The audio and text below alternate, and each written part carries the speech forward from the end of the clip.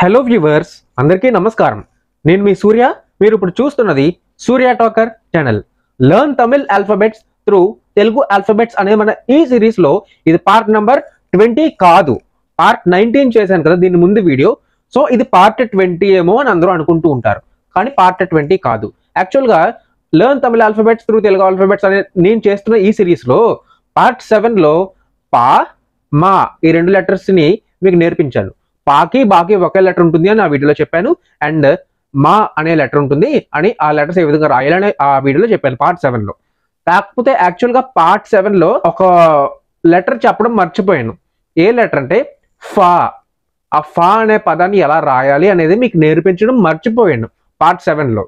So ఫా అంటే మీకు ఫర్ ఎగ్జాంపుల్ ఫలితం అనే పదంలో ఫా అనే వాడతాం చూడండి, లేకపోతే ఫనీ అనే పేరు ఉంటుంది చూడండి, ఆ పేరులో ఫా అని ఉంటుంది చూడండి.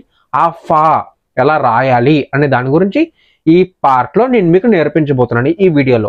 సో అందుకే ఈ పార్ట్ లో దీనికి నేను పేరు పెట్టింది ఏంటంటే learn Tamil alphabets through Telugu alphabets part number 7.1.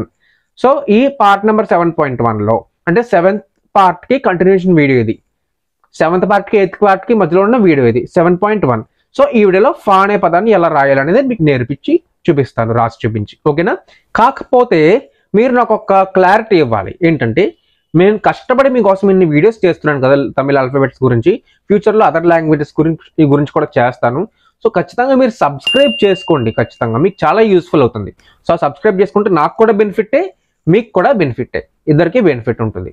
So subscribe చేసుకోండి, సబ్స్క్రైబర్స్ని పెంచండి, సబ్స్క్రైబర్స్ కౌంట్ని పెంచండి. మన ఛానల్కి రీచ్ బాగా పెరుగుతుంది సబ్స్క్రైబ్ చేయడం వల్ల. సో ఇవి ఒక్కటి క్లారిటీ ఇవ్వండి, అండ్ ఈ వీడియోని ఖచ్చితంగా లైక్ చేయండి, మీకు చాలా యూస్ఫుల్ అవుతుంది, నాకు సపోర్ట్గా ఉన్నట్టు ఉంటుంది.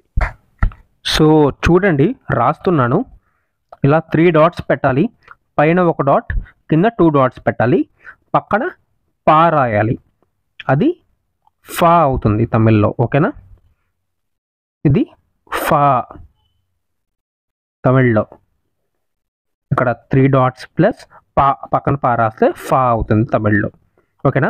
కష్టమేమి ఉండదు, అబ్జర్వ్ చేయండి, బాగా ప్రాక్టీస్ చేయండి, ఈజీగానే ఉంటుంది, కష్టమేమి ఉండదు. 3 డాట్స్ ప్లస్ పక్కన పా రాస్తే అది ఫా అవుతుంది తమిళ్లో, ఓకేనా? సో చూసారు కదా గైస్, ఫా అనే పదాన్ని ఎలా రాయాలి అని తమిళ్లో. సో నెక్స్ట్ వీడియోతో మళ్ళీ కలుద్దాం పార్ట్ 20తో. పార్ట్ 20 ఏంటని మీకు డౌట్ రావచ్చు, ఒకసారి మీరు ఫస్ట్ నుంచి ఈ వీడియోని చూస్తే మీకు అర్థమవుతుంది.